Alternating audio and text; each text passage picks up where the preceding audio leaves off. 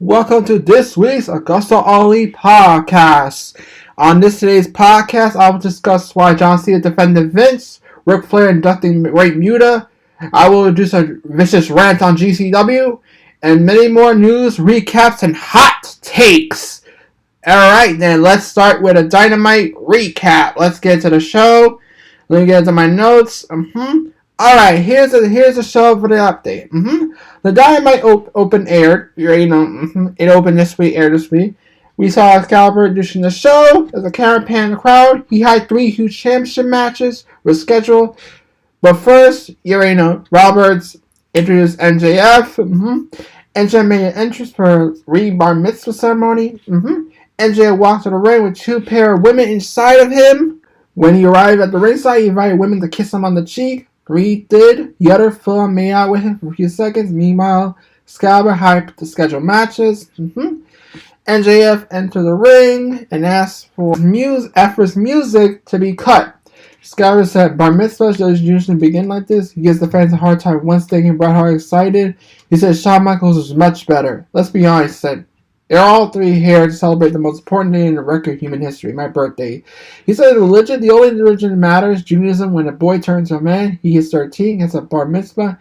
He's saying when he tapped on Bryan Danielson to become an undisputed best professional wrestler in the world, retain the most important title of all professional wrestling, he's no longer a mere man. Now I am an Iron Man, he shouted. Taz interjected, "Oh, what a rush." So yeah. MJ set to his music. A bunch of Jewish teenagers ran to the ring and did a traditional dance in the ring. He lifted his chair, rocking up and down. Jungle Boy Jack Perry music interrupted. The kids fled at the ring as Perry walked to the ring. Guevara then came out to his theme song. Guevara began to speak. Darby Allin's music interrupted. He made his way out to a nice pop from the fans. Then a loud Darby chant broke out. MJ yelled they were ruining his bar mitzvah. He asked what they want. They all said in unison that they want a title shot.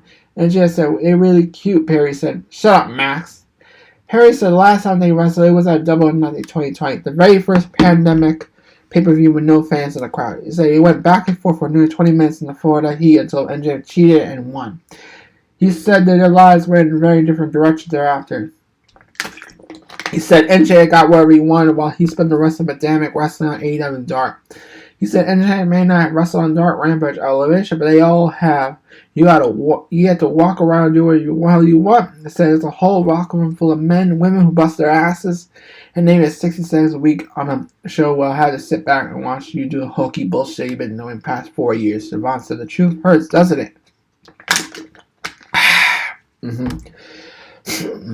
Perry says the pace revolves around you. He says the solution best is taking time for him.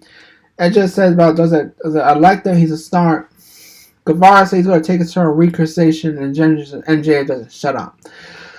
Guevara says he talks too much. He says way at the door and lie and cheat and kiss his ass in the door. He says get to AEW. He said he had to grind industry for 10 years while working at fast food places. He said when he finally got there, he was told he was only supposed to be inner circles. Job guy, the bumpy guy for Jericho. He said he overcame all his obstacles to become a 3-time champion. He's never had the machine push him and never needed it. He said he had himself and he'll win the title. Whenever MJF likes it or not, when the WSK is like Canadians likes it or not, he'll be world champion someday and you'll know it. And just said it was really cute, incorporated his catchphrase. It was nice like a take a break while getting in the locker room. The brawls while everyone in the back. Darby erupted, setting in the corner of the ring. He asked the fans to hold their applause. It was done. He's prickly. He said in 2013 he was going to film a school and he would turn into a movie. His teacher told him he had to change everything about it because the school didn't accept that kind of movie. He told her he had to drop out of school and change his style. He said that he was a blessing in disguise because it gave him balls to become a pro wrestler. He said it was the first day at Brady Wayne's Academy to either make it or not beat Darby Allin, but he wouldn't change a thing. He approached Tari Kai, said there would not be a bidding war for him because AEW lets him beat him. He said the biggest problem he has with AEW is there are grown men in the back on Twitter. He used a high-pitched voice. He mocked wrestlers saying they're unhappy, they're upset, want to out of contrast, they don't get what they want. He said MJF did it too with his bidding war 2024 crap. He talks about MJF doesn't want to give a title shot. He's going to complain about it on Twitter. He laughed and said it's not true. He'll beat his face with skateboard and give him a headlock takeover. MJF yelled he hasn't had enough of all of them. Darby says he looks like shit. Scott says he's got black eyes for the Iron Man match. MJF called Perry juggled Darby. He called Darby dangerous. Darby's it's a skateboarder mime. Regarding Sammy said, "We got Sammy." About 7 months proposed to another girl, Guevara. Sammy nodded, smiled, and brought out NJ's fiance and left him. So basically, and he said, NJ said, Juggle had Christian said Jericho, Darby has Sting. He's saying he enrolled in the Yo Daddy dedication. He has been raced since day one. Fans talked to NJ with a warlord chase and not afraid to admit that the past, the present, future AEW pillars make him stick to his stomach. The pillar, the only pillar he can displace, said. So, yeah. I don't know. Yeah, they're back. The loads. Okay. The pillars that make us sick to the stomach. I'm the only pillar who can keep this place up, he said. He has defeated all of them. He said none of you can snip his belt. He said he should all leave his party because none of them were invited. He said he's going to eat his cake because he deserved it. He pie-faced Perry. Perry hit him with the mic from behind when NJ turned. Guevara attacked Perry with high knee. Darby brawled with Sammy. Shoved him to NJ on the ring apron. NJ landed on the cake on the table at ringside. NJ threw off his hat, retrieved the back stands. You deserve it. So let's get to the critique. Here's what I think about this segment. There's a lot to like, lots of critique there. First of all, it was way too inside by tastes. Some of it worked on 2 levels, but the stuff about being designed bump taker, your boys put on your Miss Pretend World show into the business side, which then makes the idea of being invested in a fight for a pretend title when premium outcomes seem pointless and silly, like pandering to the audience rather than telling a more logical character consistent story with a narrative structure of a pro wrestling show. I did get a kick out of Darby making fun of wrestling, complaining on Twitter about how they represent AEW, they can work on multiple levels. He's everyone's hero this week. Public whining on Twitter about private stuff. It's like a bad look, pretty much always. The dig on Guevara finance situation worked. Also, it's a lot of counterproductive as to have Guevara's heel cutting down another heel in JF. It overall reuniting the pillars worth doing. I'd rather see Guevara aiming his critique at Darby and Perry wearing to firm up. He's a heel and having the left off soft star have to work on industry and fast food joints. That goes against his character should be otherwise about. What actually stood out was me another tone deaf moment for Perry when he hit MJ for the when behind with a mic. Yes, NJ pie faced him, but a pie face shouldn't hit a heel behind with a weapon. He should have spun around, whacked him when NJ made a concert with him. The downside of the segment is that none of the reasons really ready to be a believable contender for the AEW title, given how they've been pushed or performed like 3 months. But Perry and Darby are otherwise solid enough points for NJ in a Diamond match. Yes, it's predictable, but it would be a better NJ didn't land on the cake at some point. NJ was really throughout the right except brush, cockiness, and showing ass. So, yeah, it's basically what it is, that segment. So, in this segment, it was good and bad. That's what the segment was. So, yeah.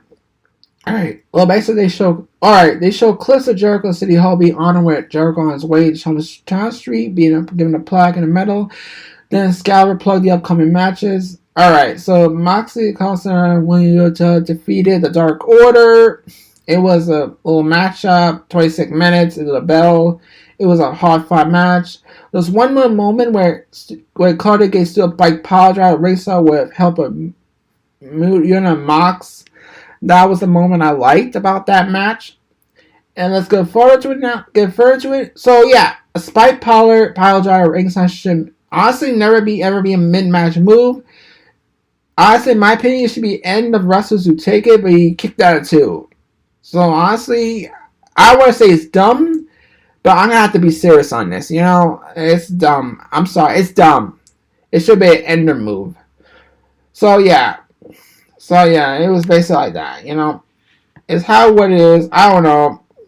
But anyway, there's more to it was a hard-hitting, all-action match that the crowd ate it up. It was a credit to Mox, Claudia Muta, that managed to give enough ring time or Dark Order to make them credible enough to ring with them. Uno and Grayson have done their part. It's still a stretch, but not glaring as a mismatch as executive has seen. So, yeah. After the match, Mox held on to hold. Mox, Claudia, triple team. Uno, John Silver, Ren's Care cleared the ring of Mox, Claudio, Yuta, who retreated to the crowd. Mox flexed, Claudio show off his muscles. Then we go to Scalper, Dudes of Regiment with Juice Robinson, talks about his attack on Ricky Starks last week. He bragged about DT Starks surgically repaired neck on the mat, saying he wouldn't do a steady squat. So yeah, it's mostly not that. It's gonna be Ricky Starks to Juice Robinson feud. We're gonna see that more often. So alright, Scalper usually hyped the upcoming matches. We get a clip of the opening segment. Scalper pillars can make a compelling case for themselves. This was alright, Jay Cardell versus Nicole Matthews. There's also a debut of Taya Valkyrie. So yeah, Jay challenged Matthews' puncher. Matthews did Jay quickly came back, landed a punk hit to the chest, hit her Jay to finish her for the quick win. So my opinion, I suppose holding the view audience stay consistent with Jay being dominant or issues, but man was a barrel wrestler described as the star of the Canadian indie scene. Then we get to it, like, this is where they did the interview Jay in the ring. She asked about competition looking for. Jay back Renee in her corner, ready to fuck her up. Then Taya Valkyrie came in, debuted in a dancing segment. They said there were rumors that she was a free agent. He said she might no longer be a free agent, rather a future second TBS champion. She faced off with Jay into the ring. They exchanged words. Gray tried to hit Valkyrie, but spun around first, unlike Perry with midget earlier. Valkyrie just slammed Gray onto the mat. Smart and Sterling discouraged Jay from re-entering ring. Valkyrie danced and smelled some more, struck a pose. So yeah, this was a weird way to debut Taya Valkyrie, but still good. It's what it is. So that's the thing is right.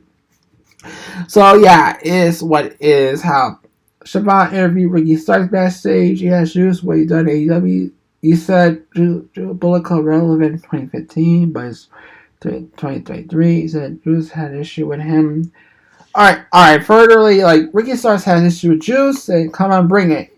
It's also bringing Bullet Club with him. So there's hints of Bullet Club. So let's just see for next week. For like Rampage or let's watch. Alright, for Rampage, Rampage and next week's Dynamite to look out for it.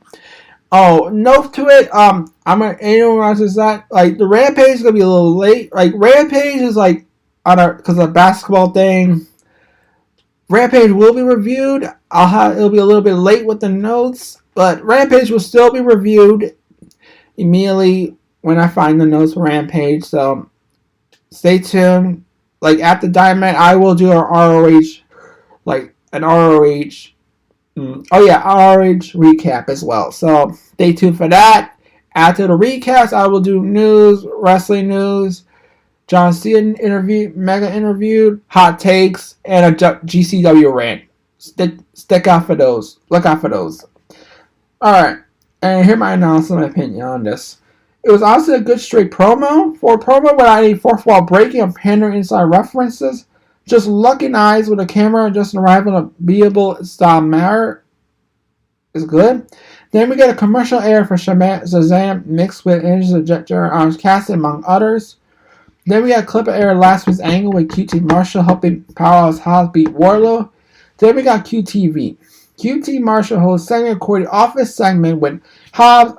Starting with Marshall break in. They had footage of break in. Real, they stole it. Marshall laughed on wrestling. Everyone else leaving base asking nervously what's next for Wardlow. Aaron saw that where is next for Batista. That's good. So they all laughed. Marshall revealed that he has Will's passport. Hobbs stood up and said, "Welcome to Will's world, bitch." So that's pretty more like that. And then we got Stacey Excalibur hyped the Hobbs with defense title on Rampage against Ray Phoenix. So watch that. Ray said it was going to be about, unfortunately, NFC's men's basketball. It'll be later than usual. Yeah, we don't know. That's why Rampage was taped. It's always going to be taped, so okay. Jet Jarrett. Alright, Orange Cassidy defeated Jet Jarrett for the AEW International title. It was a weird entrance. The matchup was good. We got a moment with Shockmaster fan. We also have something about the international title, Shazam promotion and stuff. And some moments and stuff. Yeah, Cassidy wanted to retain the TNT, the AEW International title. So here's my analysis. So basically, sorry about the analysis. I kept calling it. Here's my take. No, honestly, these Jarrett matches bring you back to the early years of TNA with constant twists and turns and interference wrap ups. It's so different than most of what AEW has done with much match book to date. The crowd seemed to into it though. So yeah, that was my take on this. Yeah, it's what it is. it's what it is if you think about it. So I don't know. Play around with it. All right, we got a Vitch in the air with Hasselblad talking about being trios champions. A commercial air for AW All Access premieres March 29th. So I'm going to review the 3 shows: Dynamite, Rampage, and ROH. I don't know about that Saturday night thing. Like, it's going to come next month announcement. I'll think about it. But you know what? Maybe I'll have to review on it. I'll just do a highlight. Like, I'll just announce the matches instead. So that solves the problem. The match results for the Saturday night show stuff. That's my solve that problem. So, yeah. Anyway, we got a producer rap air with Cassie talking about being friend and friend accurate reference made to Mitch Merchant Cano's fall. Scott called the Acclaim a organic, grown, homegrown act here in AEW. We got the Outcast, made a ring. Surreal told their face at the mouths. Ruby said once upon a time the grass was greener in AEW until a couple of bitches came on, pissed on a little bit of grass. She asked Surreal whether they do bitches or housebroken. Surreal should show them AEW is their house. Everyone else should kiss in the ground and walk on. Because without them, there would be a division. They're lucky she is there. Call fans neck beard, sweaty, sticky twats. Yeah. Listen up, fat people. Yeah, it talks about fat people. So, they listen, they beaten. Then we got Hater, Britt Baker, Charlie, that's at the Outcast. Outcast recovered, outnumbered them. Though after Baker made a production taking off her belt, used a weapon. Sky Blue, Rio, Will Nigo ran up for the save. Savant talking about how Outcast separated pain them in the matches. Scott says a case of enemy and my friend. Baker's Hater looked over Rio with mixed emotions. So yeah, most of this, it's a women's segment. It was pretty good. It was played to perfect. So it was played to perfection. It was pretty good. So we might see a match out of this. So we'll wait and see what will happen. Blood and Guards. I might see double. We're gonna have double or nothing match for these women. How about money? So a promo air with Matt Menard and Angela Park. Menard said Mascot and video made nipples hard. Parker said he deserved a Tony Award. They told the Acclaim the belly gun to put respect on the Jericho Preach Society and heard Rampage this Friday. So yeah, it's a promo. Then Scalper hype Rampage. We got Rampage for this week. I'll review later on. I said Menard Park versus Bollywood Boys. Valkyrie in the ring debut. House Open Challenge. And basically, and also, oh yeah. Alright, it was, Brody, it was like Brody King versus Daniel Garcia. That was the main event. It was forgettable. I'll probably recap it. I'll still try to watch it, but it's probably forgettable. So, then we got next week features Hook versus Stokely Hathaway. Yeah. Let's go to the main event. House of Black versus Jericho Preach Society versus the Elite. It was a trios title match. We got Holy Shit Trance. Yeah. So now everyone getting into the ring. House of Black retained the titles against them. So yeah, this was an impactful match. Everything went down. We had basically moments. Guevara hit a shooting star to Jackson. There was House of Black attacking Jericho through round 1. Then we had Roddy hit Dante's Inferno. Broke up the cover. Then we got a moment when Jericho hit King with the baseball bat. Then we got Guevara leaping onto Mega Nick Jackson at the ringside. And, there were moments saying Then back caught Jericho with a spinning wheel kick. So basically Matthews kicked a Black team, triple team Garcia for the win. So House of Black retained the trios titles. And honestly, it wasn't that good. So, it was a good matchup. It was straightforward. Get to the point. That's what you want.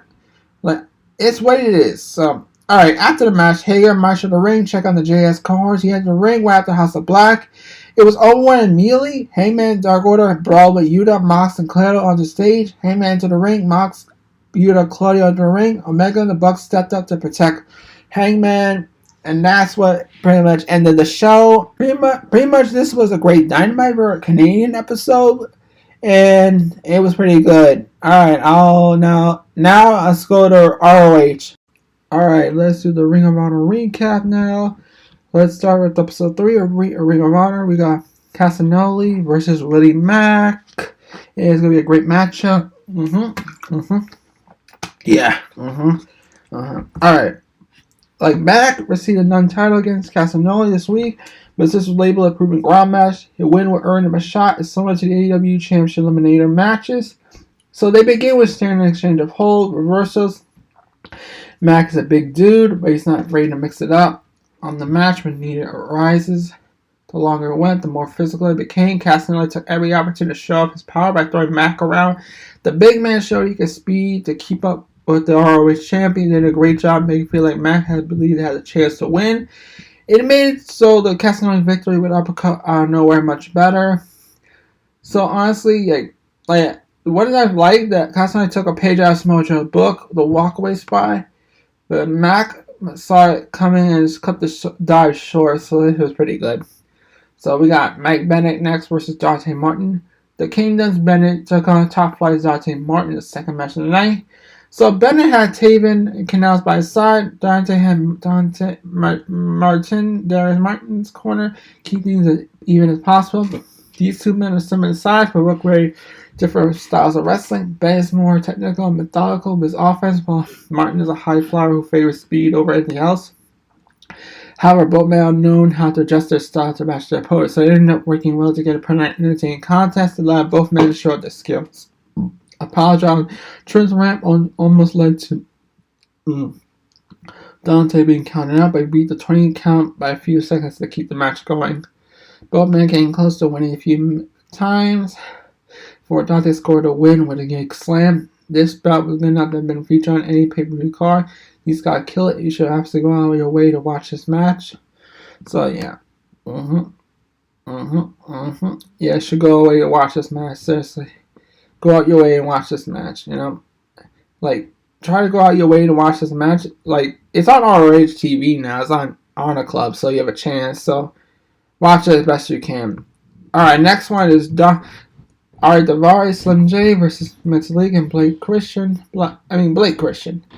After events of last week's show, a tag team was booked as Slim J and Ari Daivari, Trustbusters, taking on Metalik and Blake Christian. Some experienced tagging together in New Japan Pro Wrestling.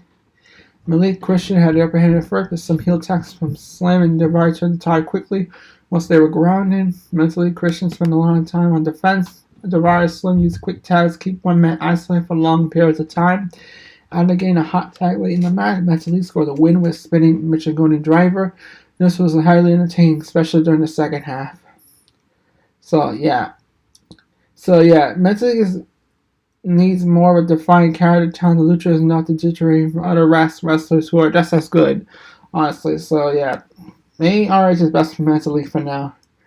But we do need to see a Bryan Danielson versus Metalik. Eddie Kingston versus GSK.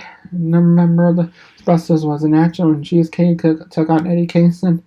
Castelli came out of the dream to watch the match with the crowd. Mad King kept his eyes on the rich champion, but never got the man. He ended up knocking his coffee over by throwing Kay into the break. He ran in front of him when he was sitting at the yell at each other. The champ made his way back to where Kingston was a massive suicide dive to the face. He could be recovered, applied Dragon Sleeve in the ring for the quick win. This wasn't a long match, but it accomplished the goal of making Kingston look like a badass while furthering his feud with Casanoli. So yeah. So honestly, I feel like the camera was perfectly placed for the K's suicide dive. So this was a genuine surprise in my opinion.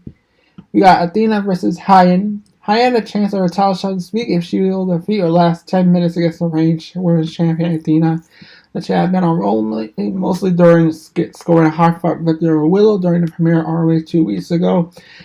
Athena dominated her opponent from the mountain of bell ring by using aggressive, stiff offense. Hyen managed to get a handful of moves, but just served to piss Athena off. She grabbed Hyen by the throat and brought her down to the mat, shakily tore her to strikes. She almost got herself disqualified by touching an official, but ended up scoring the win with a crossface. This was a great showing for Athena, but it probably won't end up Hyen's sizzle reel anytime soon. So yeah. Now we got Silas Young versus Marcus Cross. The last woman in professional wrestling made a return to RH this week. Silas Young battled Marcus Cross. While Cross not exactly defenseless, Young definitely dominated his match. It was all bringing Young back to the RH and immediately established him as a threat. You won't see us talking about the match of the week, but it was a decent performance from both guys because they did exactly what they expected them.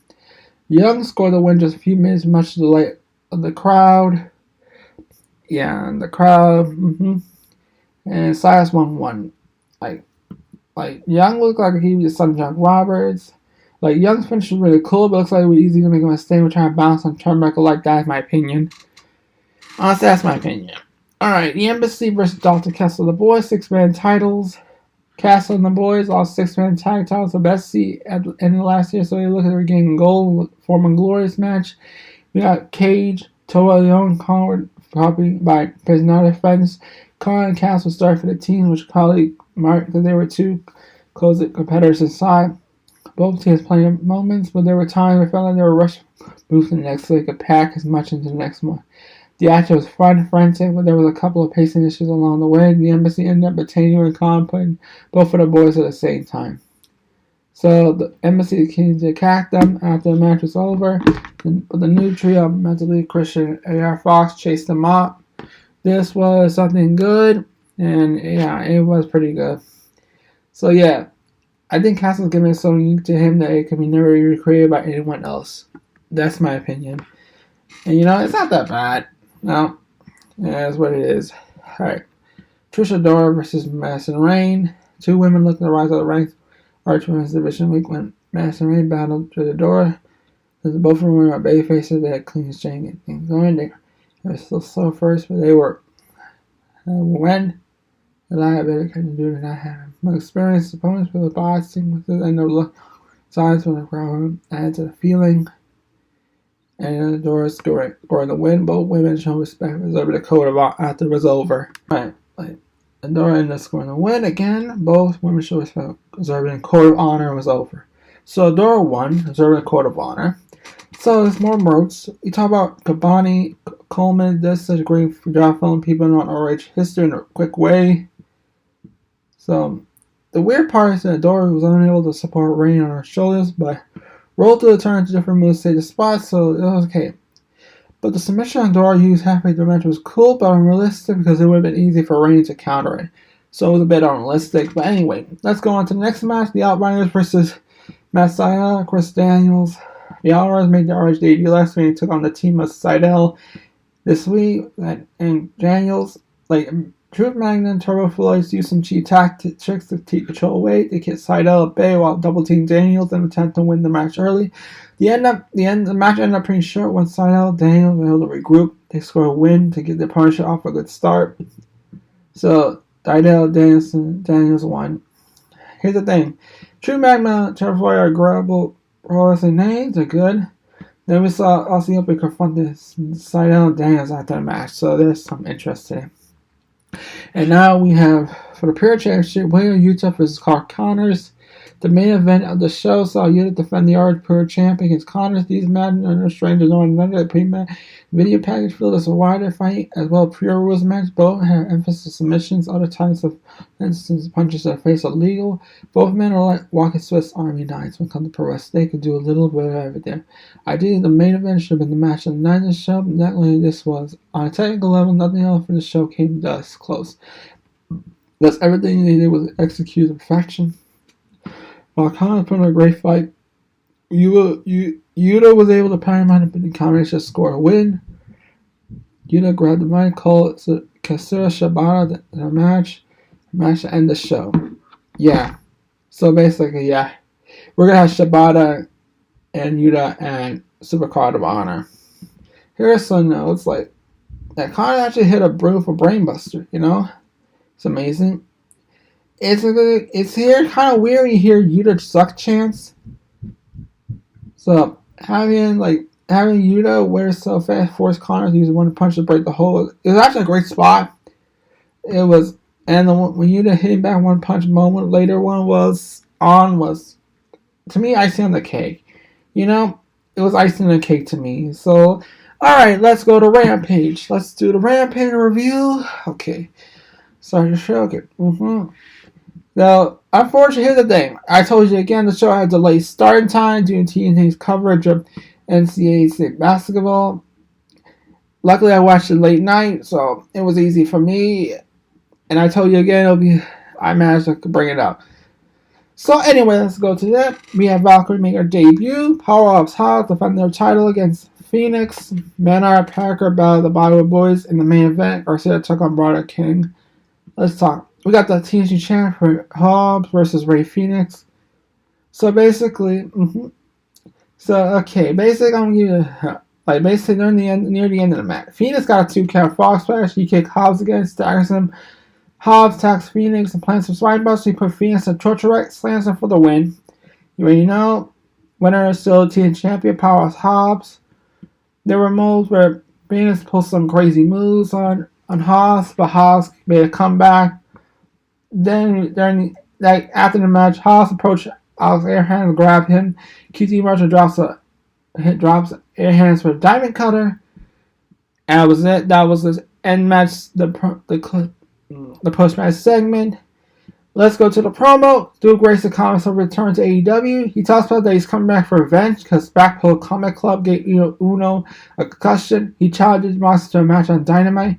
In a tape promo, there's another tape promo. Adam Cole previews his return to the ring, which will come on March 29th episode Dynamite. Taya Valkyrie versus Ava Lawless, Valkyrie dominates, hits a spear, gets the win with a road to Valhalla with her Taya Valkyrie. And basically after the match, the camera shows previous champion Jade Cargill, Leah Gray, and Mark Story on stage, with Story taking notes. Valkyrie stares him down. Matt Hardy, Ethan Page. Alright, let's get to it.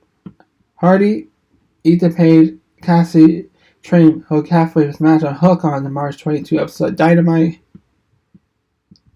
Alright, now we go to Jericho Society, PJ Society members, Parker and Menard vs. Bollywood Boys. Two teams go back and forth, showcase their tag team chemistry.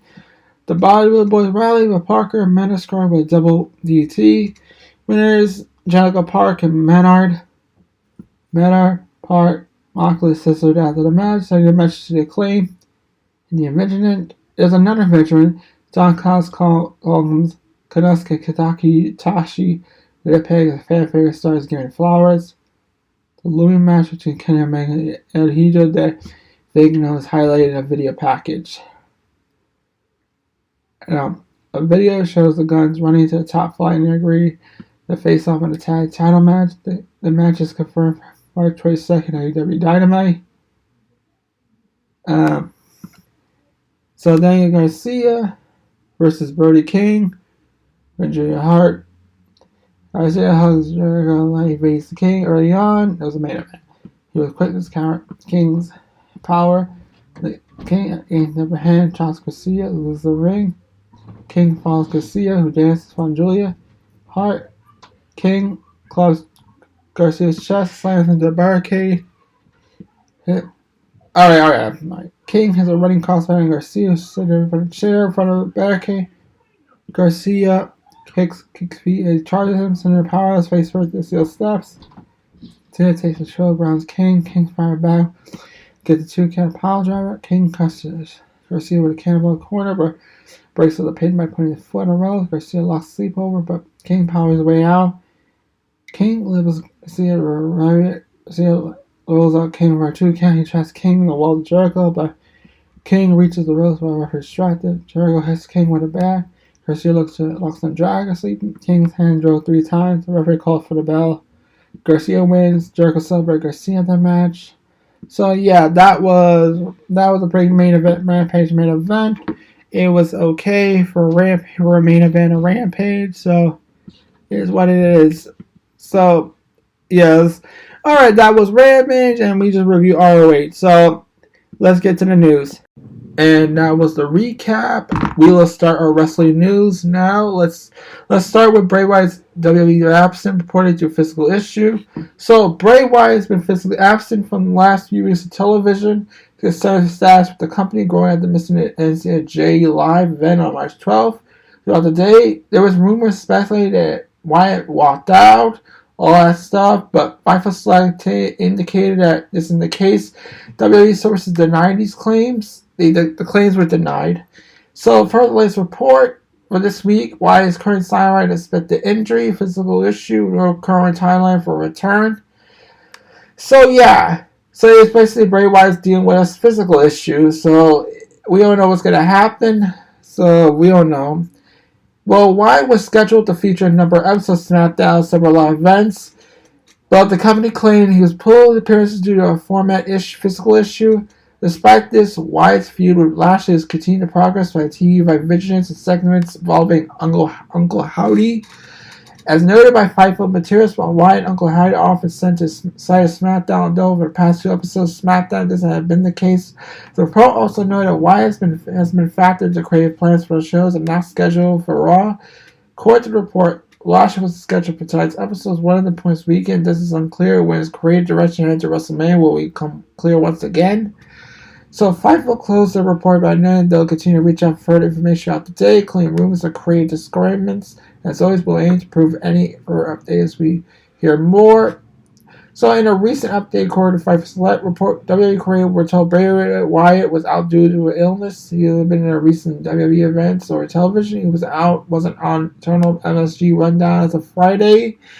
So yeah, Bray Wyatt dealing with physical issues. He's ill, so he's not walking at WWE. He's not doing all that shit.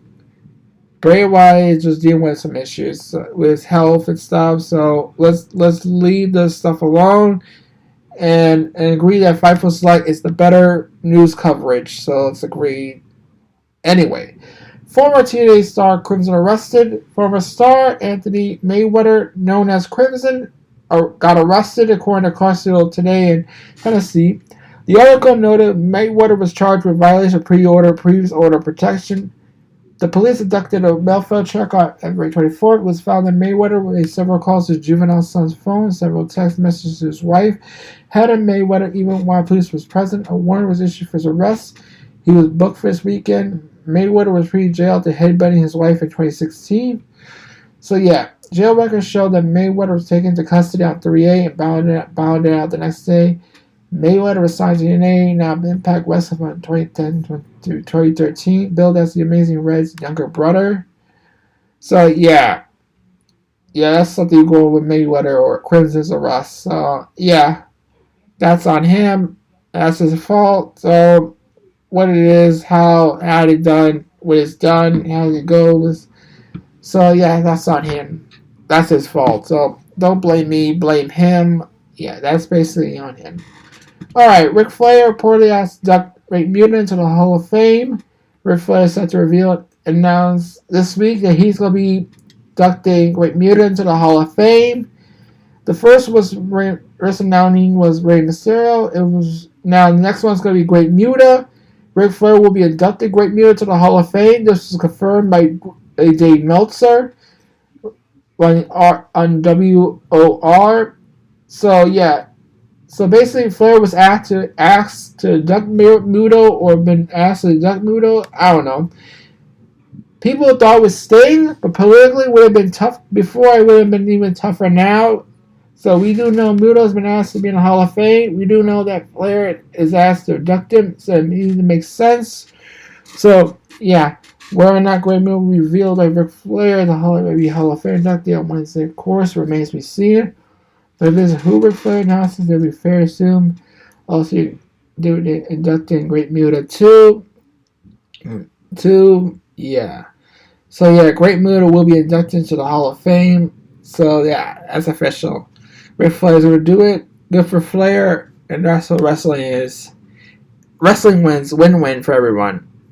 So the Hall of Fame, my opinion, is a joke. I don't know why. Yeah. Now we're going to lead away for a bit. We're going to talk about the GCW shit situation. Well, like, when GCW is holding a trademark against AEW for the video game trademark Fight Forever. Like, not just stupid. I'm going to get this out of the way. GCW is a shitty hardcore promotion. It's not that good. It's not a game changer. The only thing that's good is Bloodsport, and that's about it. GCW still sucks. And honestly, I don't know why Brent is going to continue this shit. Brent could go fuck himself. Fuck GCW. Fuck Janela. You know what I'm saying? Fuck GCW. Screw Janela. And Brent could jump off a fucking bridge for all I care. Anyway, that was my rant on GCW. Take it or leave it. That's what I say. Alright, we're going to Omega's interview. Kenny Omega. Like, Kenny Omega, Young Bucks became EVPs of AEW. It's conception. They've been cruel to both on screen success of the company on its 4-year history. Though it may have been speculated over the 4-year, the trio aspired the contract edges over the closer. It made it hard to imagine the clear way for the company had helped to create, but seeing Cody Rhodes ain't gonna happen regarding to challenging America's 2 top promotions. But while speaking to James Poison on CBS, sees Bernie idea going to WWE directly put into Omega. So a new challenge always appealed to him and is all about what he feels most suited for. So, and this is what he says. I think at the point that anything new appeals to me, challenges always appeals to me. At one point it was all these. Like he says, if you say I can't do it, I really didn't want to do it, now it's not like that. I wouldn't say I'm older and wiser, more like I'm older and care less about it. That more like what kinds of people I could reach, what kind of positive thing I could contribute, what I can really feel best suited for. Yeah, that's from Kenny Omega. When the people asked Kenny Omega, answer was made, and Omega would continue. He said, right? Like, I mean, it says again, it's all place on time where I've been reached time yet, and being able to start this cool thing with a lot of my friend people in the industry. We started this cool at 8 thing here in Winnipeg, place I was born. The place where I chunk my time carving my teeth professional wrestlers, like what I do. Wouldn't have happened if I'd been satisfied just staying with Winnipeg. Wouldn't have happened if I sorted out the bold old song and dance. I'm going to go to US and what you strive to become more consider it a success, take it seriously. I always try trying to find my own way. At least try to lean into nurture my heart, but let me just not take anything one step at a time. Make sure I feel like, yeah, this is cool, this is right, and what's next? I don't know. It's spoken to you, nothing told me, nothing what is this what you need to do, right? This is what Kenny Omega said. So from the interview, continue on talking on the future of Kenny Omega. He said his spider senses have been triggered yet regarding what he'll do next. He's about he talks about his spidey senses been triggered yet. He talks about the Winnipeg show. He wanted to be successful at one point, and now we're coming back. I think really important again to embrace our Winnipeg wrestling culture. He talks about the culture. This is what Kenny Omega. As mentioned by Kenny, AEW already did this Winnipeg event thing. The Elite, the House of Black retained the tag belts. It was pretty good, It's how it is. It's how it is, Alright, let's go to John Cena's comments, interview on misconduct, allegations, praises Roman, and some more. We're going to go to that now. John Cena has been asked the feelings he has about Vince and considering such a misconduct allegation suffered as referred last year. So Vince retired, stepped down his role as chairman and CEO. This came as Vince McMahon was being investigated by the board of directors for such secret settlement deals. There was also accusations of sexual assault. Less than 1 year later, Vince McMahon ran back and forced himself to present chairman of WWE's board. During a recent interview with Associated Press, John Cena was asked to be hard to recount the feelings he had for Vince and consider the allegation he uttered. This is what John Cena had to say. This is what he says. No, it's not hard for feelings what I have for Vince. The allegation I have him. Everyone has a right to their perspective. I have rights in my mind. When you love somebody, you take them as perfect as well. We all make mistakes. We have poor decisions. Lord knows I made a collection of poor choices.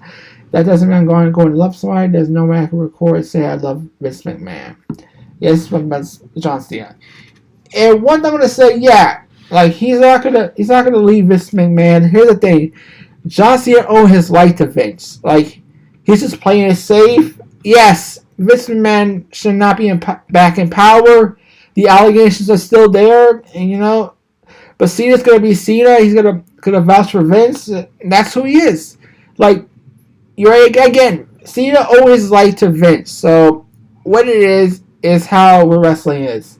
Let's go back to the interview. John Cena asked what about fact WWE could potentially on the market and makes reports of a company for sale. This is what he says. He says about that's the way my pay grade. I don't know what's going on with that. He said he loves Vince. He's everything he could want, a great father, business partner, father, mentor. He loved the man. His business deals are his business, and when he shares with me, that's between us. I don't know what's going on with corporate structure and WWE corporate structure. Oh, WWE. When I'm there, the performer, it's WWE Championship Roman Reigns show. In my mind, he's being in the conversations. In my mind, he's the greatest of all time. So when John Cena is asked about why he come back to feud with Austin Theory, he was so on to explain that he didn't pick him. He was still told that he was going to be feuding, that he will be the feud he'll be doing. You'll be surprised by my answer because that's what I was told to happen. I don't do that. I don't say I want to do this. I want to work with that person. I never did try to do what I do. Best of my abilities. And in my turn, often trying to make performance best I can. What I don't do, I never encourage such a narrative. I pick opponents. I love to tell stories. I don't pick Dawson Derry, but I can certainly speak from the heart. That was from this week's Raw. So basically, yeah, Cena will face Theory because it's a company's decision. This year's WrestleMania for the U.S. title in Hollywood. Here's the thing. This is Cena's first paper match since faced Roman Reigns at last year's SummerSlam 2021. That's a little tiny fact. There's more news. Like AEW reported don't have non-complete clauses in any contracts. This year, the Federal Trade the Federal Trade Commission posted a ruling to ban non-complete clauses on labor contracts. The concept of non-complete clauses was filmed to wrestling fans with WWE on and off to implement them in their challenge contracts and event they release. While non-complete clauses are commonplace in WWE, the contract situation in competitors in AEW is slightly less clear. The limited explain ample support toward Fightful side not provide insight how the FCA ruling might affect AEW, noting I believe the company did not blend non-complete clauses to their contracts. Face of the contracts, Fightful seen with AEW news Charlie spoke to. There aren't any new non-complete clauses attached to made them. Non-complete clauses are standard in WWE deals, with main roster lasting 90 days, and they see lasting in general 30 days. However, AEW Wrestling doesn't seem to have any. So yeah, this is from Fightful to confirm. Fightful confirms this, yeah. So Fightful adds that when they asked AEW source for information, they told the company doesn't typically release talent anyway unless there's a special request or necessity for disciplinary measures. Thus, non-complete clauses have been a priority. So yeah. So non-compete clauses effectively extend the length of an expiring contract. Those often require talent to agree to terms. Determine for example, we have analysts so far. Fightful, we're told that generally has been a case-by-case basis for AEW. So one powerful example of non-compete come into play on the side is good for CM Punk. While Fightful and everything I spoke with the company believes they had like to strip from joining WWE for a period of time, should be released for the AEW contract. So yeah. So AEW don't have non-compete clauses. It makes sense. If they want to release, ask Tony Khan. Sometimes they're mostly granted for a special case or a special reason or disciplinary measures. So it's what it is. How you play it is how you do it. There will be reported cutbacks to this year's WrestleMania. This year's WWE WrestleMania 29, Hollywood reportedly has some cutback regarding staff.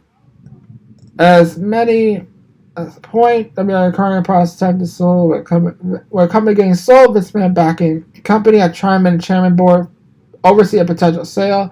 This is going to lead to franchising talent have released to bring down company costs and make them more attractive to buyers. It yet to happen and talk of biggest show year.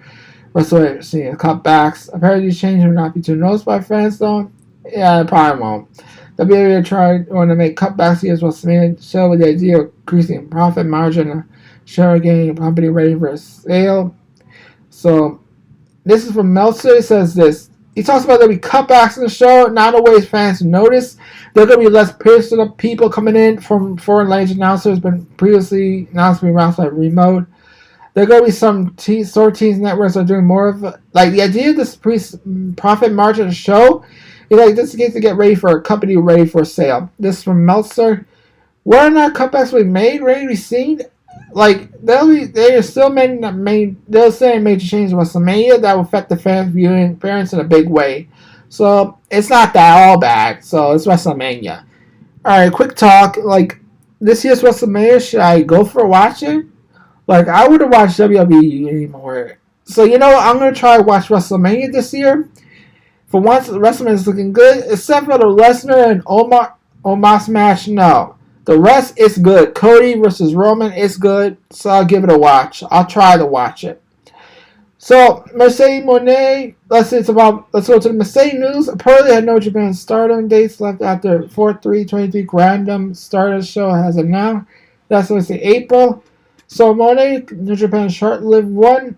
Moné's Sasha Banks made her debut at the start of the year. She appeared at Kingdom Game challenge Kari saying IWGP Women's Champion. Kari would accept the challenge to Moné's ring debut at Battle last month. She won the IWGP Women's Champion. So yeah, it stands revealed that Mercedes Moné made her first defense IWGP title versus Azam on New Japan's Jessica card on April. Like, she's also supported book for Stardom debut on Stardom All Grand Show Queendom. However, according to Meltzer, like, she probably doesn't have any more appearance booked for Stardom, whatever, New Japan. Talks about as of right now, Moné has no days left for Bushy Road to April 23rd, the Yoko Rita show. This is from Dave Meltzer. Like, take it with a grain of salt. So, of course, it'll be soon revealed soon. She will work more dates. I think she would work. I think she's going to re-sign for more dates in Japan, Stardom. That's my opinion. Like, that's going to happen. I don't see her coming back to WWE. I don't see it. I'm sorry. I don't see it. I don't care if she go to AEW, Impact, or anywhere. I know for a fact, I don't think she'll ever come back to WWE. That's my opinion. I'm sorry. No. I'm not sorry for that. Fuck it. Yeah. Well, but luckily there is a long list of Stardom talent. I would love, honestly, to see wrestlers in Stardom. I would love to see it on Twitter highlights, because I don't know if I can afford it, but it's my podcast. I'm making do. Okay, we go to Jay White reporter talked about WWE AEW. So Jay White is currently the former Sushi Jay White is currently the hottest free agent before he talked to both companies. After the defeat Loser League Japan match to Hikuleo, followed by Loser League Japan against Eddie Kingston, it's clear what future holds for White. But many people linking the stars of both WWE and AEW. While it's an attractive prospect for both America's top two promotion, interest is strong, but based on a news report from Reserva Newsletter, the Dirtio is yet to pen to pay for either company and is mainly unsure of next move. In fact, Reserva states White is 50-50 in regards to decision. Regarding Jay White, we're told that White has been talking to WWE, but not been signed. Also been talking to AEW. From some familiarity with the situation, they describe it as a 50-50 side would go with. So yeah, this is from Wrestling Observer newsletter mostly. So Jay White, the former IWA champion, WGP champion, Triple Crown champion, first ever New Japan Grand Slam champion. So there are going to be many fans intrigued where he lands next, what goal he could pick up. So yeah, pretty much, yeah. Like, honestly, yeah. So WWE reported open talks with Commander following his Dynamite debut. WWE reported interest in Commander for a little while now. Commander managed to catch imagination and AEW audience. We took part in companies in annual Face of the Revolution ladder match on March 1st. In Dynamite, the 24-year-old luchador showcased their ability to high-fly offense. When he appeared on WWE Dynamite, he wasn't on a contract with the company. So yeah. Previous reports say the stars WWE's radar following its inspired performance in the ladder match. Meltzer Reserve News expanded on this in a new report. Meltzer claimed that WWE opened talks to Commander, but were after he appeared on Dynamite. The company changed the head of recruitment site when a reason to try to bring in new talent. WWE had talks with Commander prior to AEW announcing the ladder match, planning to do a tryout, but not contract for. They did speed up the process, contacting him again after he was announced preparing a ladder match. Again, right after the match, tried to speed up the process, changing the head of recruitment. WWE and wanted to consider new talent. Look. Yeah. Actually, that's their opinion. This is from Meltzer, so I don't think it's good. Like, basically, take Meltzer as always with a grain of salt. We don't know if we can trust Meltzer at this point. He's good with story ratings, but not with news. I don't trust Meltzer. I'm sorry. Don't trust him. Not sorry. Don't trust him. But, yeah, honestly, Commander could be in slight addition to the mostly AEW roster or possible WWE roster. So, mostly I watch WWE on YouTube these days. I'm not going to watch on TV, only pay-per-views, YouTube highlights. It's more better for me. So, that's my opinion. Many fans interesting when talent star ended up signing. So, it's interesting. it's a lot interesting with Commander, which will sign. I'm more hitting towards AEW, but WWE might be the best bet in the end. I don't know, maybe it could be anyone. Like, don't forget about Impact Wrestling, GCW. Don't forget New Japan. No, New Japan, like Wrestling Noah. Don't forget Defy Wrestling. Don't forget that. There's the NWA. No, not the NWA. They're like fucking freaks. I'm thinking championship wrestling from Hollywood or Florida. It was gonna call either way. Honestly, it could be either way. Anyway, it's a good opportunity, Commander. So take it as you can, Commander. I support you. All right. All right. Before we go, I got some hot takes I gotta say. Ric Flair should stay in WWE. Meltzer is not reliable news. Okay. GCW is a horrible company. Brent should jump off a bridge. That's my hot takes.